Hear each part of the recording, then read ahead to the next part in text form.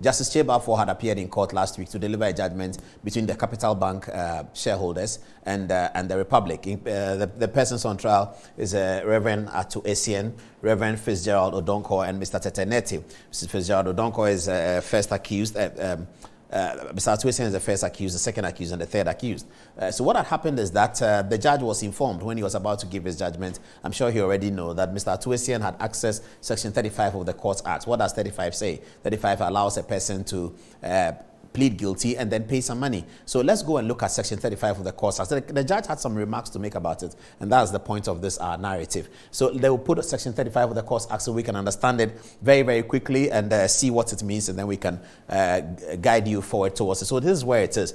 Section 35 of the Courts Act, Act 459, 1993, is entitled Offer of Compensation or Restitution. It says, where a person is charged with an offense before the High Court or a regional tribunal, the commission of which has caused economic loss, harm or damage to the state or any state agency, the accused may inform the prosecutor whether the accused admits of the offense and is willing to offer compensation or make restitution and reparation for the loss, harm or damage caused. 2. Where an accused person makes an offer of compensation or restitution and reparation, the prosecutor shall consider if the offer is acceptable to the prosecution. So that's Section 35 of the Courts Act. So let's go to the agreement that was that was put between the prosecution and Mr. Ato Essien, and you see it. And you have to keep in mind that the two other accused persons did not access Section 35.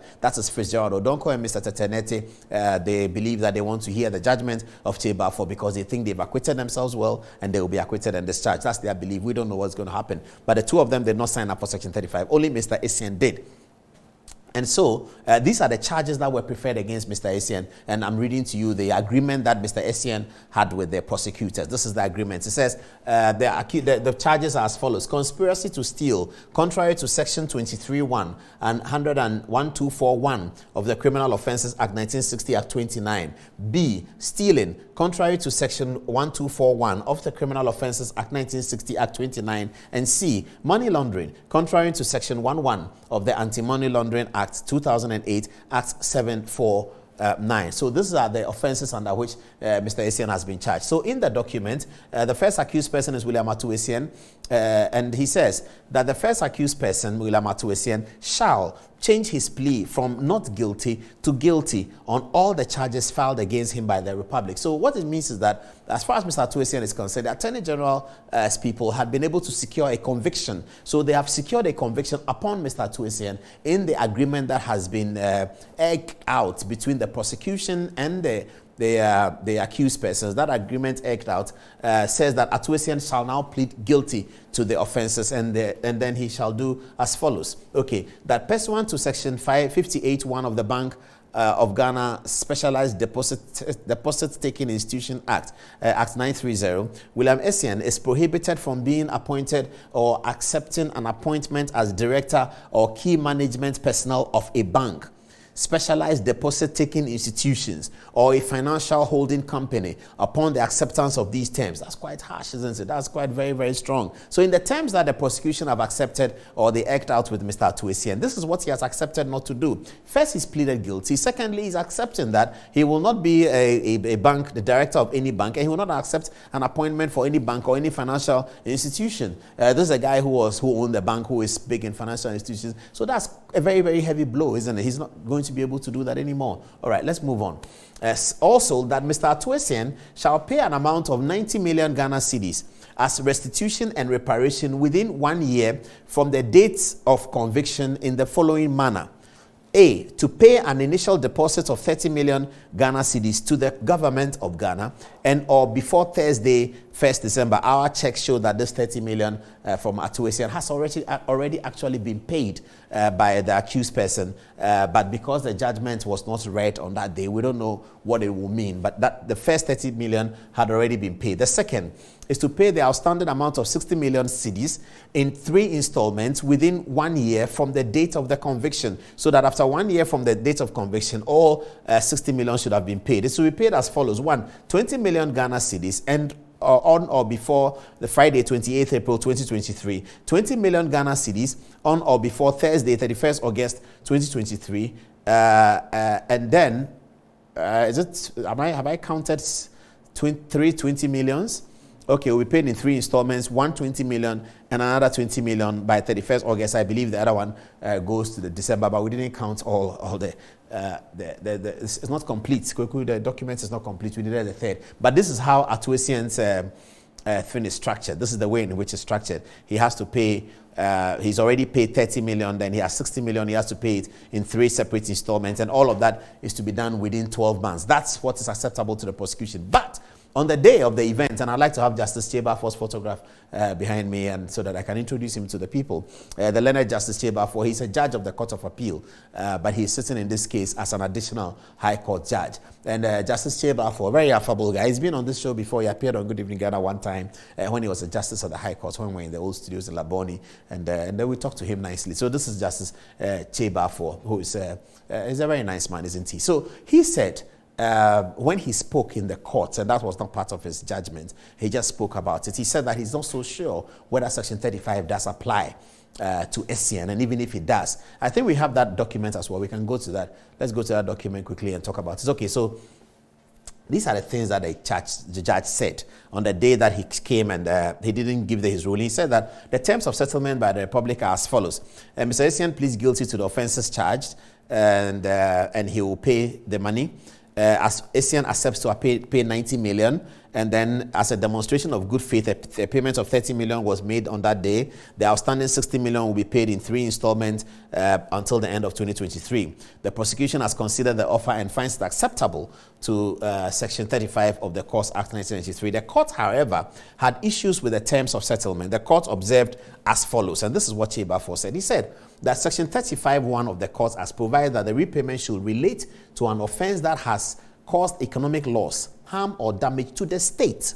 In this case, says the judge, the monies at the center of the trial, whose judgment is ready today, belong to Capital Bank. The monies were not of shareholders and depositors, but not the monies were of shareholders and depositors, but not of the Republic.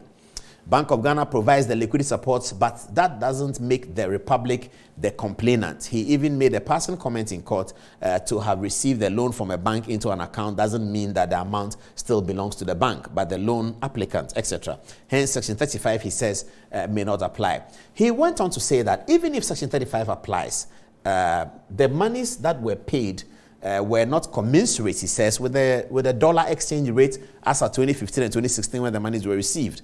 The accused, therefore, is not just expected to make a refund of the money he took at 2015 and 2016, but at least it's equivalent in value as at today, so that the payment of to the receivers of Capital Bank will not be worthless. Okay, so this is what Justice Chebafor said.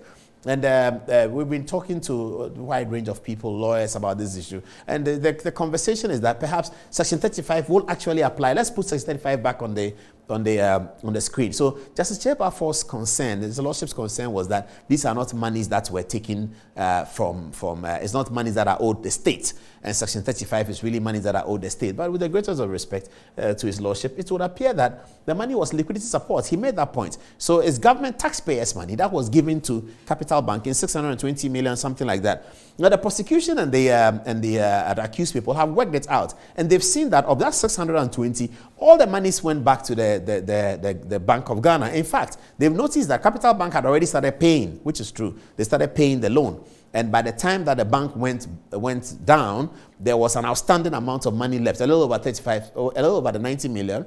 They have checks indicating that Mr. Essien had paid back some of that money. What is outstanding is 90 million.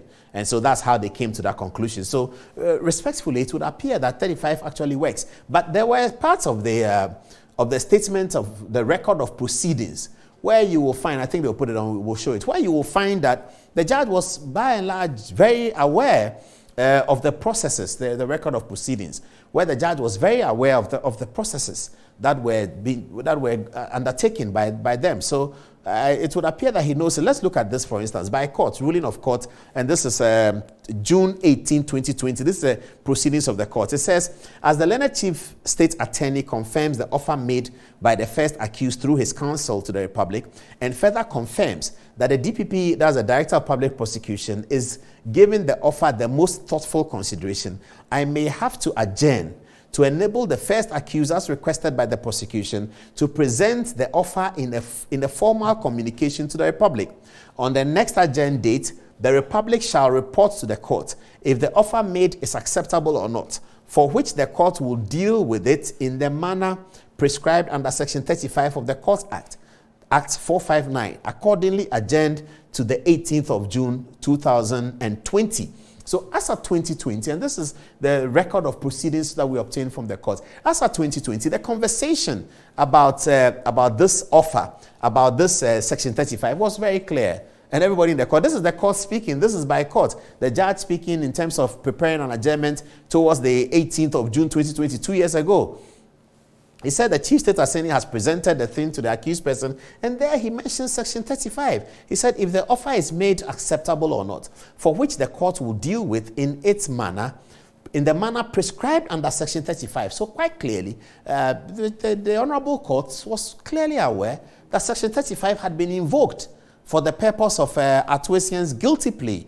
Ato Essien's guilty plea had been predicated on Section 35. That was very well within the knowledge of the court. It's completely available here. This is the proceedings of the court. So we're not so sure why the learned judge sort of had a change of mind, if he did. But we're waiting for 13th of December. Now, there's one more thing we can tell you. The last one is that there was media report that the judge, and if you can put Justice Chebafor's photograph back there, that the judge had said something about the people at the Attorney General's office being compromised, and we have reliable information that the judge is very unhappy with those comments that were published by the media. We understand that on the 13th of December, when the judge comes into court, he will speak about that, because many media houses have been cross-checking that information. And what we are hearing from the judicial system is that Justice Chebafor says that never at any time did he intend to say that the prosecution has been compromised. That the words he used were not for that purpose.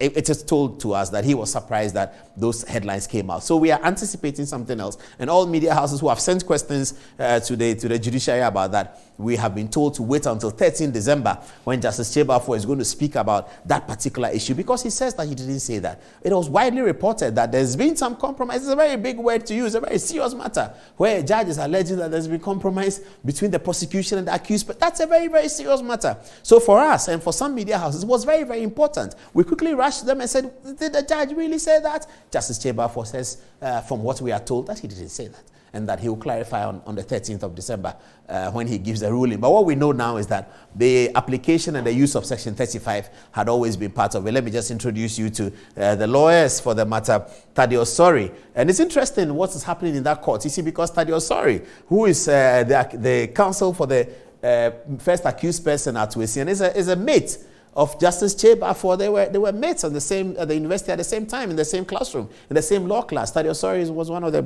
very bright guys in that group. Justin Amenuvo, you remember him from the Electoral Commission. He was lawyer for the Electoral Commission. Justin is also a lawyer for the Fitzgerald Odonko. Put the other photograph over there. Fitzgerald Odonko's lawyer is Justin Amenuvo, and Ato Essien client is Mr. Ato Essien. So a bit of interesting information about the case, but that's what it is. Section 35 was acknowledged by the judge in 2020 as being the basis on which the plea bargaining was being done, the basis on which Essien was going to plead guilty. He was quite aware of that. But the last agenda, he said that he wasn't so sure about it. We are waiting to see what happens. And he also said that the 90 million, the quantum, he doesn't agree with it. We expect that he may increase it a little bit. We expect that Justice Chebafor will come and say that they should pay a bit more. We are not sure what he will say. We don't know how much, but we expect that he should say they should pay more. And the prosecution will also have to come to tell the court how they came to the conclusion. So all eyes on the 17th of December 2022. We'll be there at the court and we'll deal with it. All right.